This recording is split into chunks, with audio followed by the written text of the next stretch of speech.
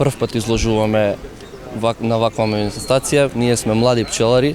Пчелариме уште од 2015 година. Сега ова година ни е прва и сме задоволни од штандот. Каде ги чувате пчелните семејства? Значи, пчелни семејства ги чуваме на две локации. Едната е во Макреш и едната е во Младо на Горично. Задоволни ли сте од приносите од годинава, бидејќи знаеме дека пчеларите за претходната година кажаа дека била многу лоша? Така, претходната година беше многу лоша, но ова година е задоволителна за нас како млади и надежни пчелари. Што е она што најмногу го бараат граѓаните на Куманово на оваа манифестација на сајмот?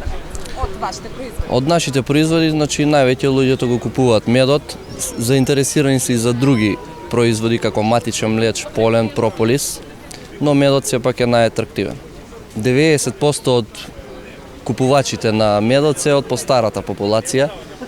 Може би на младите им треба поголема едукација за да се едуцираат и да сватат што значи производите од пчелата, бенефицијата. Се бавам со пчеларство 9 години, а 6-та година веќе излагаме мед на пчеларскиот сајам во Куманово. Задоволни ли сте од интересот на граѓаните, на купувачите? Има ли интереси што е она што кумановци најмногу бараат? Поради временските неприлики, што сајмот требаше да се одржи пред 2 седмици, 2 недели, али временските прилики не дозволува поради дождот кој врнеше непрекинато. Посетеноста беше одлична. Го намаливме, значи сајмот се одржа ден и пол ќе биде денеска, обично е 2 дена, односно 3 дена. Посетеноста беше одлична, значи кумановците, нашите сограѓани бараат мед и сите пчелни производи што самите пчели ги произведуваат. Задоволни ли сте од оваа година? Какво беше производството? Приносите какви беа, бидејќи знаеме дека минатата година, според она што пчеларите го кажуваа, дека приносите беа многу слаби.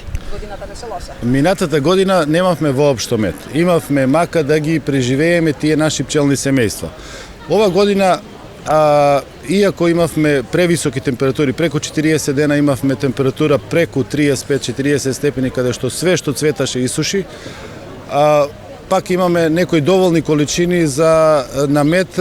Поради тоа, лично ние, значи имаме добар принос на мед поради многу голем број на кошнички. Имаме околу 250 кошнички пчелни семејства, значи тоа се село Драгоманци, село Врачевци и село Младо на Горично.